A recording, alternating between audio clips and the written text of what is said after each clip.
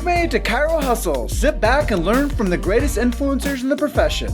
This week's episode is brought to you by Imaging Services, Mahalo Wellness, Chiro Health USA, The Goodman Factor, Chiro Moguls, Local Gold, Chiro Thin, McCaffrey's Clinical Mentoring, and Chiropractic Rocks. Let's hustle. Hey guys, welcome to episode 149 of the Chiro Hustle podcast. I'm your co-host Luke Millette. Here's your host, Jim Chester.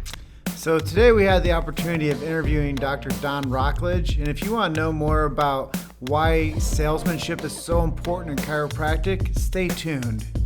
If you want to know why we're laughing so hard, it's because of Don.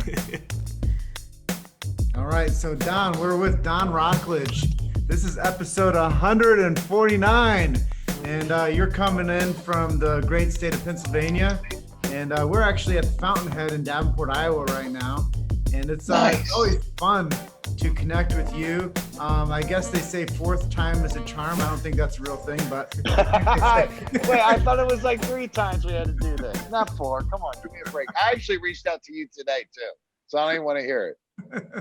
So we've been waiting for a while to get you on our show, just because I know that you're going to add so much value to our audience, and you're going to share some ideas around chiropractic that are very unique. And we love Don. He's a good friend of ours. And as we do with all of our episodes, let's just jump right into this one and tell us, what is your chiropractic story and what really got you in to become a chiropractor? Okay, all right. So real quick, I kind of fell butt backwards in the chiropractic, to be quite honest with you. I was doing sales after I graduated college, and I was doing sales for a few years, inside outside sales. And I was probably about 25-ish, give or take. And I was working out in the gym, and I was like a big gym rat, and whatnot. And my elbows started swelling up.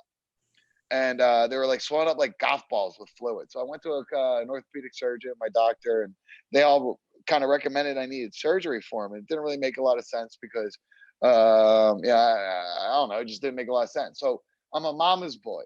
So, I went to my mom. I was like, yeah, what's up? Here's the deal. My elbows are swollen up. They want me to get surgery. What do you think I should do? Now, my mom's been going to a chiropractor since the 80s for neck pain. My mom still has neck pain. She's 72 years old, but she's healthy as all can be. God bless chiropractic. But my mom's like, why don't you go see my chiropractor? And I was like, well, what the hell is like adjusting my neck going to have to do with my elbows? And she goes, I don't know. But do you want to get surgery? And I was like, no. And she was like, then go see my chiropractor. So I went to the chiropractor, and I'm going to be honest with you. The dude was a little weird. So I didn't really resonate with him. So I was there like one or two times, and I bolted. And then I went to another chiropractor, and I was there like 1 or 2 times, and I bolted again. And then I went to another chiropractor, the third one. Third's the charm. And this guy, God bless him. I never talked to him. I couldn't even tell you what he looked like. He was an activator doc. And if you know anything about me, I'm like massive, all about the hands. But my first real true experience with chiropractic was with an activator doc. And he didn't educate or anything like that. So it was pretty much like an assembly line deal. But I went, and I started noticing I was getting better, and he wasn't weird. It felt kind of procedural. So, I waited in line, and I went in, and he hit me with the activator a few places. And I started noticing all of a sudden my elbows got better. And then after that, I just kind of kept going, just because I started feeling better. But like, the other thing was, like, I wasn't really like a sick kid or anything when I was younger, but I would get like strep throat every year. And all of a sudden I noticed that the year I was getting adjusted, I didn't get strep throat. So right about that time, a bunch of buddies of mine that lived in the borough of Westchester, Pennsylvania, just outside of Philadelphia, like where we used to party at, a chiropractor literally opened up right next to him. And he was a young guy, about our age, a little bit older. And I started going to him, and he started kind of educating me a little bit, but I just kind of hung out and watched him work for a while. Because at that point I was like, I don't want to do sales anymore. I want to help people. And I thought I wanted to go into some type of medical field. So I was looking at a bunch of different things, but I was also hanging out with him, and I was watching him, and I was like, I think I can do this. So he was like, well, yeah, go to Life University.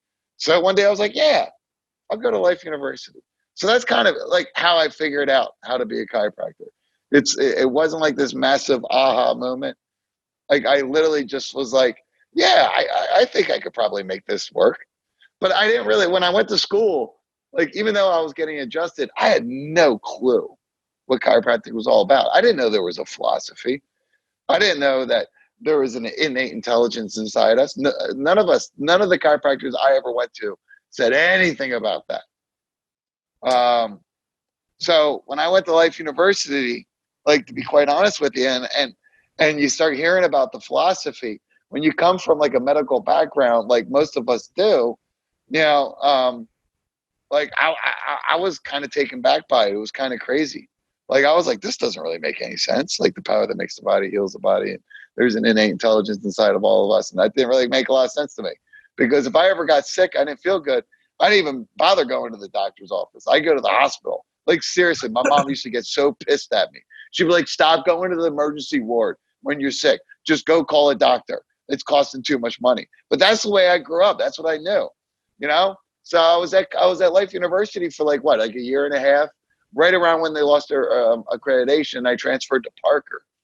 And I went to Parker, and then I was 2 years deep into Parker, and then a buddy of mine literally made me take an adjusting course that Arno Burnier was doing, MLS, making love to the spine. My buddy Joel Richards, he was like, you got to do this. And he was like, just shut up and just do it. And I did it, and it changed like my whole perspective. Like I met Arno, I did the seminar. He just like lit a fire inside me. After that, I went to he used to do a camp in Colorado. I did that and just started following him and doing his seminars and just following him. And that's where I got the philosophy of chiropractic. I hate to say it, it wasn't from the schools. It was that one moment when I met Arno. And the funny thing about this is, to put this in perspective, I live in Philadelphia. I'm from Philly. So I literally live 3 blocks from the Liberty Bell and Independence Hall, and 2 blocks from my office. The Eagles were in the Super Bowl that year. And it was that weekend. The weekend that Arno taught at Parker University was the weekend the Eagles were in the Super Bowl. And I remember going to Joel. I'm like, dude, the Eagles are in the Super Bowl on Sunday. I'm not going Sunday. Because, the Eagles are in the Super Bowl, and you know what a diehard I am. But something on Saturday made me say, no, you got to go Sunday. And I remember being at the end of the seminar at Arno's seminar, and I was like, listen, I got to get out of here because the game's going to start in like literally a minute. And I almost blew off the Eagles' first Super Bowl since 1980 because of Arno. I mean, literally, I could have sat there and talked to him forever. But anyway, so that's kind of like my chiropractic story. Does that make sense? Kind of gives you the long short of it. So that's kind of what happened. It's really fun to hear your perspective on how you got into becoming a chiropractor. Just for clarity, how long have you been practicing? So I graduated very end of 2005. So it's been 15 years? I'm in my 15th year. I spent my first year in Australia. I practiced in Australia for a year, way up on the northeast coast in far north Queensland. And then after that, I've been practicing here. I've been in my practice in Philadelphia since the end of 2011. So a little over 8 years now. So based on the past 15 years of you being in practice, what would you say has been the trend that you've seen that has been most impactful within the profession?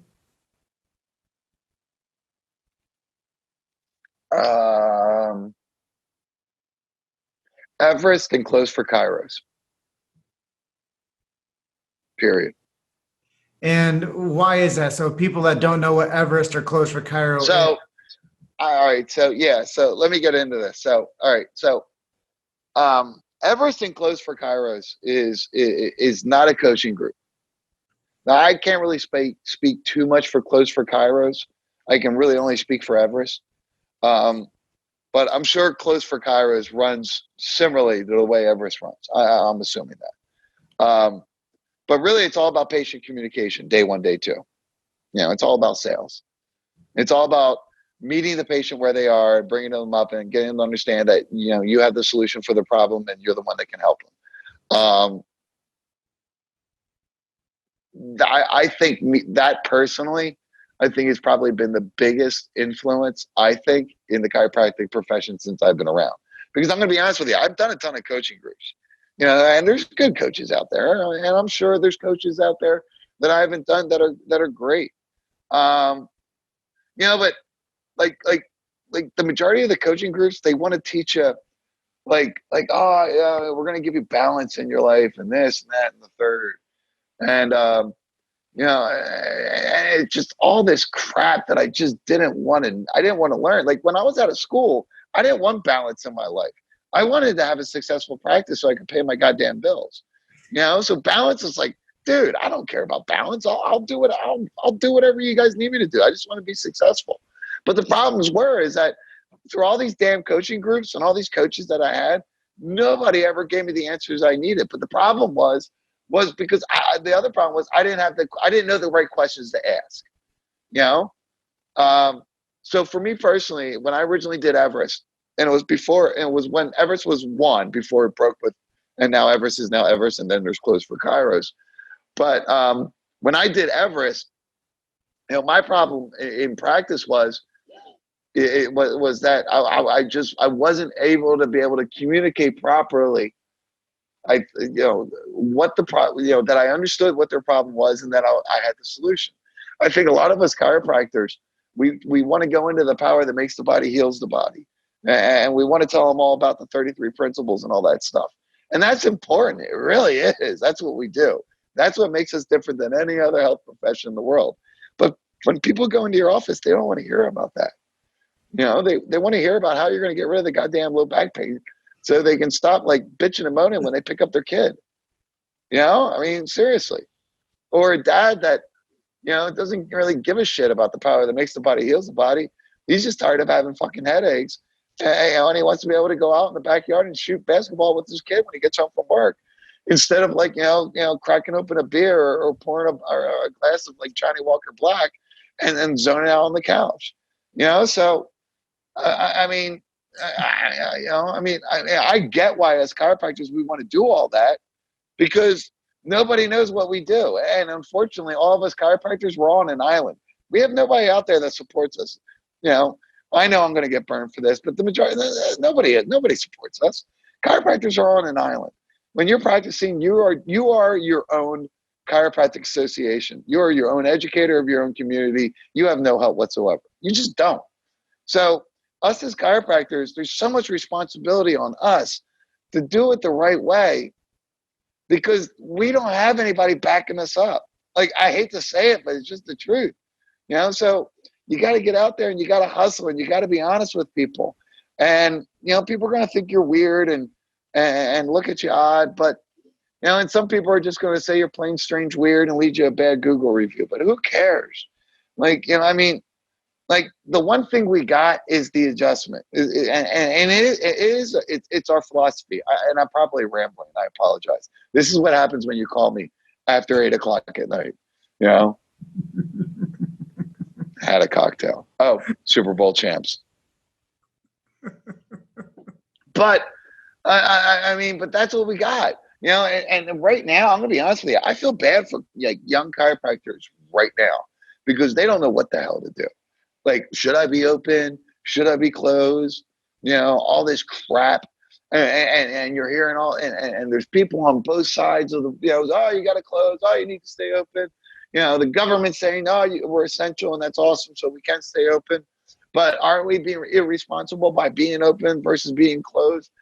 And as a young chiropractor, like younger than me, that's got to be intense. Like I feel,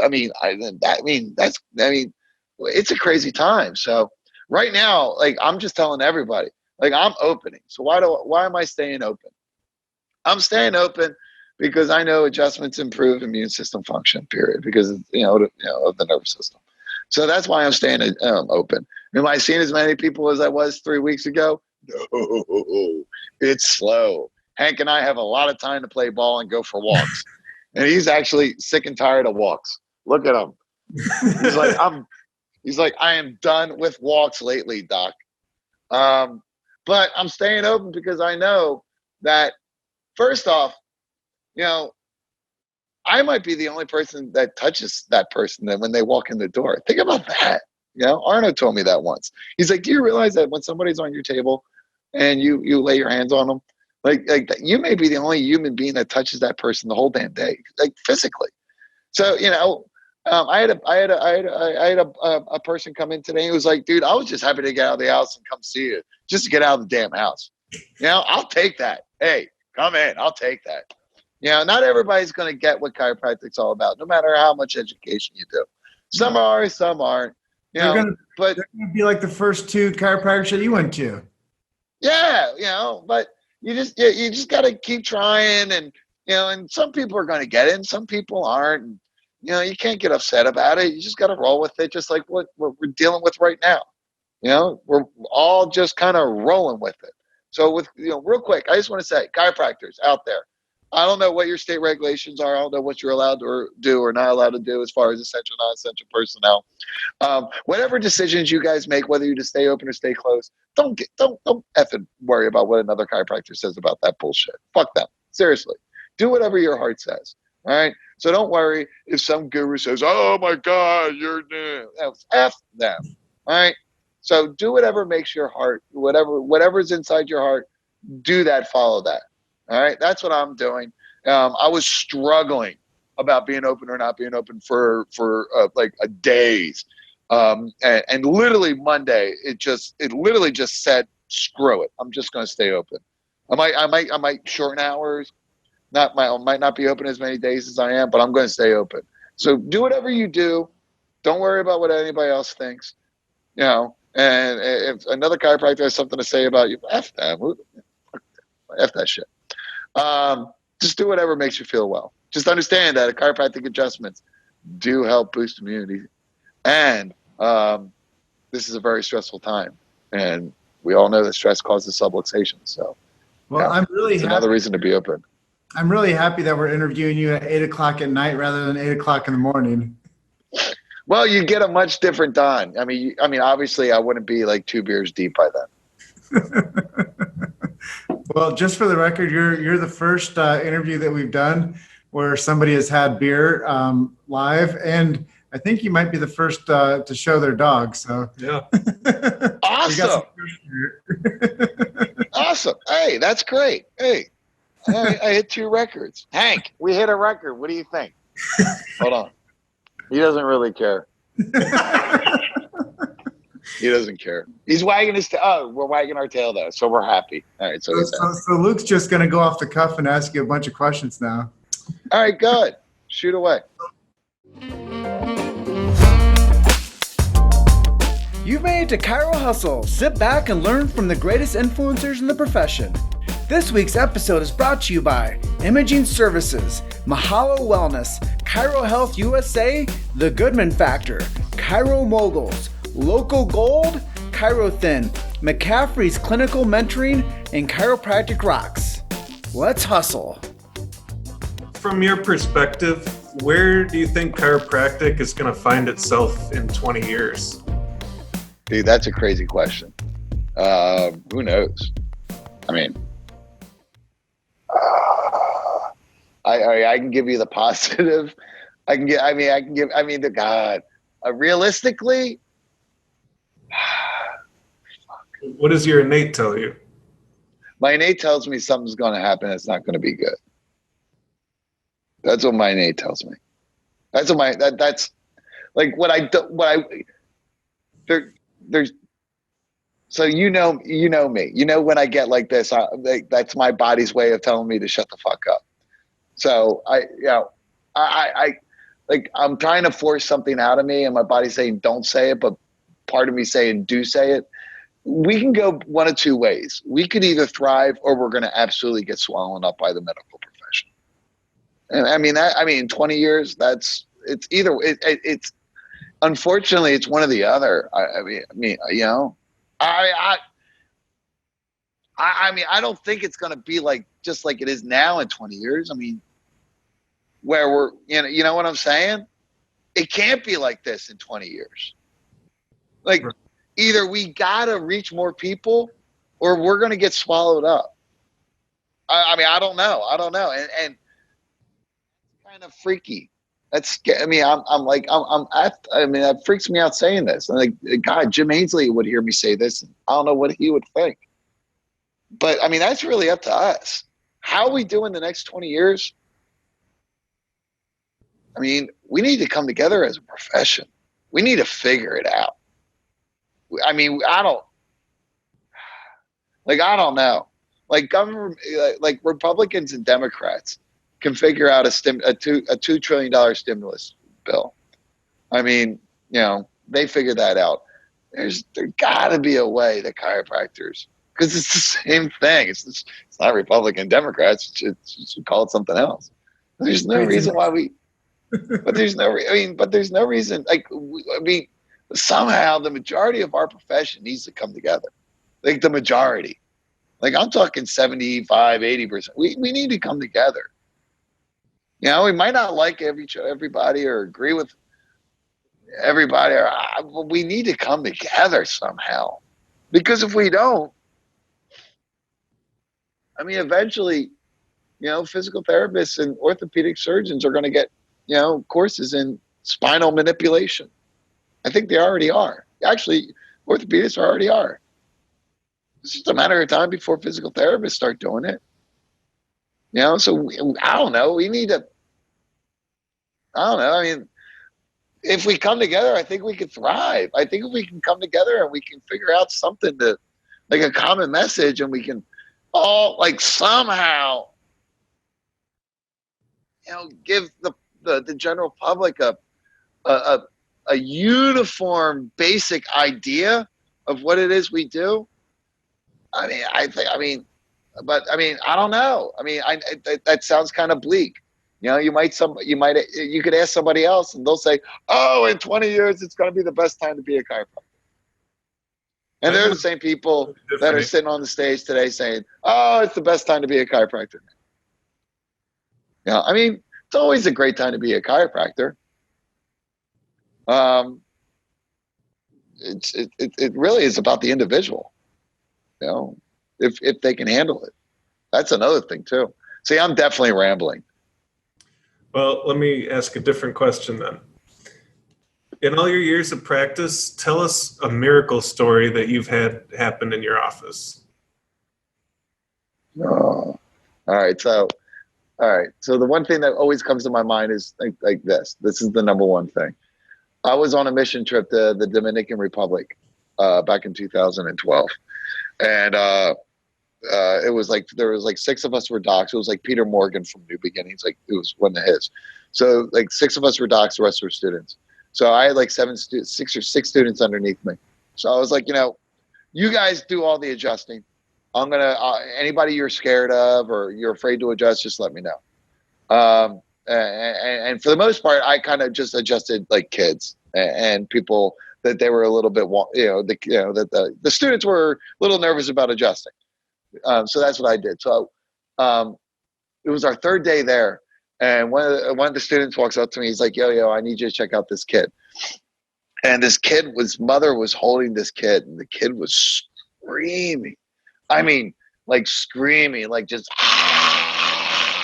and he was like, just like rigid as all shit.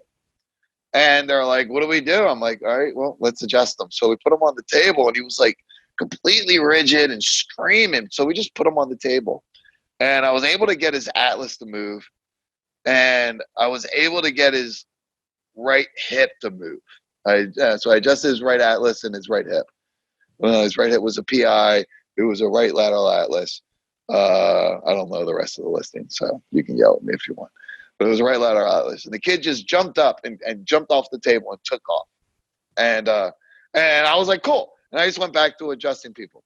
And then one of the students was like, dude, the kid jumped off the table and ran away. And I was like, so what? That's what kids do.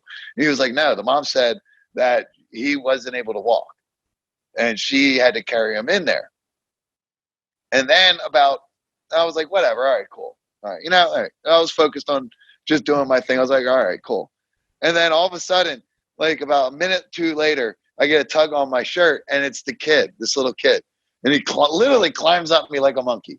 And I just held him.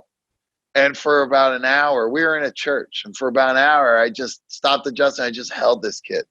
And you could tell he was special needs. He was dealing with some stuff. But like we just like gazed into each other's eyes, and he just had this big smile on his face. And the picture's in my office, actually. That picture of me holding him's in my office. It's in my main adjusting area. I keep it there because it reminds me of what we do. But like I mean, I get emotional just thinking about it, and I tell my patients about it, practice member patients. So fuck it, just call them patients. Who cares? But like that was like the biggest miracle, and I'm sure I've had other stuff, but that's the biggest thing that's what makes me cry is that kid. I just remember just sitting there with him, and he's just looking at me. He's just chill. He just had that was his look, and he went from the screaming like and completely rigid to boom, Atlas adjustment. It was so wild. And that's why I wanted to do a damn mission trip. I wanted that experience. So I believe I manifested that. I believe you manifest things. I manifested Australia. I manifested that. I absolutely do. Don, I'm going to channel you on my next interview. If somebody interviews me, you're amazing to talk to. I think, you're so full of color, and you have so much to offer with your personality to the profession. I knew that having you on our show would be a huge eye opener for the other part of the profession that doesn't know how to express themselves the way you do. I love what you bring to the chiropractic world. We need more Don Rocklage in chiropractic. No, we don't. Trust me. No. Be better than me. Yeah, be way better than me. I'm lazy. I'm judgmental. Jesus Christ. Yeah. Be better than me. Don't be me. Be better. Be Hank. Be like Hank. All right. Don't be like me. I have an easy one for you. Okay. What do you like to read? What do you like to listen to? And what are your hobbies? All right. So hobbies. I really don't have a lot of hobbies. I'm going to be honest with you. I'm a bachelor. I'm a single dude. I don't have any kids. Don't have a girlfriend. My practice is my life. I'm going to be honest with you. Like, I don't have a ton of hobbies. So when I'm off, I'm kind of living a bachelor lifestyle. I'm going to be honest with you. I do a lot of hiking with Hank. Hank and I do a lot of fun stuff together. I'm usually outside just because of Hank. And I'd rather be in, you can only watch Sports Center so many times throughout the course of a day off. Reading wise, right now, I'm in the midst of going into 2 books. Hold on. I'll actually show you. I got to read these 2 bad boys. I'm not a huge reader, but I do enjoy reading. But I'm not a huge reader. But the next 2 books I'm reading, I'm reading this. I'm going to start this actually on Friday. I've read it. It's good. Is it? All right, I've heard. And a friend of mine, I was having some tough times a while back, a few months ago. I was just in a – wait, hold on so you can see me. There you go. I was just in a rough spot. We all go through those moments. And he was like, my buddy Jim Ainsley. He's like, I call him my chiropractic father. Yeah, you heard me talk about him. Anyway, he was like, "Oh, get your head out of your ass and read this." So I got this. I've read it. So I'm reading. So I'm going to read. So these are the next 2 books I'm reading. I'm going to start busting these out this weekend. In between watching Tiger King, because I've heard some crazy stuff about that show on Netflix. So I'm going to watch that too. Nice. I mean, listen, I know you get chiropractors on here all the time. They're like, oh, I do Tony Robbins like seminars, and I read 50 books a week, and I like watching Sports Center. I read, but I don't know. No, we all have the things that fire us up. I love my on demand. I love my Netflix. It is what it is. To each his own. To each his own. Well, I actually wore the glasses just to make myself look a little bit more intelligent.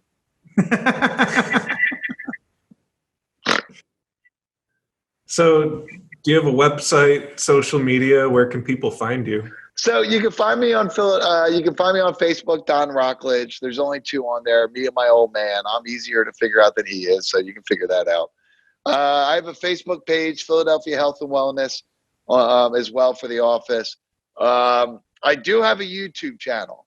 I used to be really good with it, but I've been a lazy bastard for a while. But I'm changing that, and I'm getting back onto it. But I have a YouTube channel called The Adventures of Dr. Don and Hank the Dog. I love it. So, and I'm going to get on that a lot more in the next upcoming weeks. And it's going to be more like a journal kind of thing for me. I'm going through some personal stuff, not personal stuff, just some changes. I think personally, I'm 46 years old. I'm an old bastard. So I kind of need to get shit together a little bit. So I think I'm gonna. It's not gonna be just chiropractic stuff. It's gonna be just all kinds of stuff. It's gonna be about Hank. It's gonna be about me, the shit I'm going through. I'm gonna have a bunch of chiropractic stuff, obviously, on it. But it's gonna be more like a journal, like more like a like really good like sports radio shows are more like a bunch of guys sitting at a barbershop. Yeah, well, so that's the way I want my YouTube channel to be. So that's the kind of the idea I'm going to get to it. So I'm working on it. Bear with me. It's a work in progress. So am I. But that's where you can find me.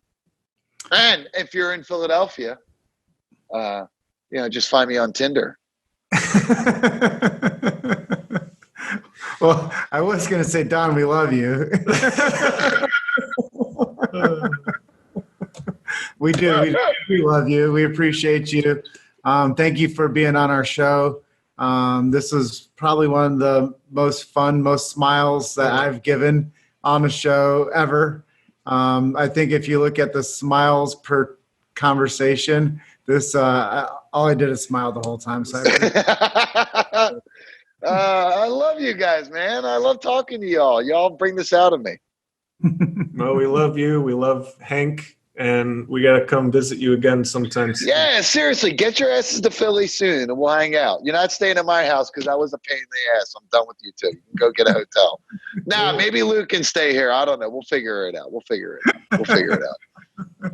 All right, Don. We want you to enjoy the rest of your night, and thanks for being our guest tonight. It was my pleasure. I enjoyed talking with you guys. All right, everybody, y'all have a good night. Be safe. I love y'all. That's not social distancing, by the way. I just want you two to know. So I'm going to call the cops, so they're going to come get you. All right. I love y'all. All right. I'll talk to y'all soon. Yeah. Mwah. Adios. Thanks for listening to Chiro Hustle. Don't forget to subscribe and check back next week to continue hustling.